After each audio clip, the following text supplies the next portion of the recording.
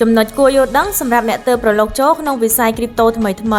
បើបងប្អូនទើបតែចាប់ផ្ដើមវិនិយោគនៅក្នុងវិស័យគ្រីបតូហើយមិនដឹងថាគួរចាប់ផ្ដើមពីចំណុចណាទៅមុនបងប្អូនគួរតែសិក្សាស្រាវជ្រាវនិងប្រឹងប្រែងរៀនសូត្រពីចំណុចតូចៗទៅមុនដើម្បីពង្រឹងចំណេះដឹងមូលដ្ឋានរបស់បងប្អូនឲ្យបានសមល្មមអាចប្រើប្រាស់ជាប្រយោជន៍សម្រាប់ការចាប់យកឱកាសវិនិយោគធំៗជាច្រើនជៀសវាងការចាប់ផ្ដើមវិនិយោគទាំងប្រថុយឬវិនិយោគតាមគ្នាដែលមិនមានចំណេះដឹងមូលដ្ឋានដែលអាចនាំឲ្យបងប្អូនជួបនឹងហានិភ័យខ្ពស់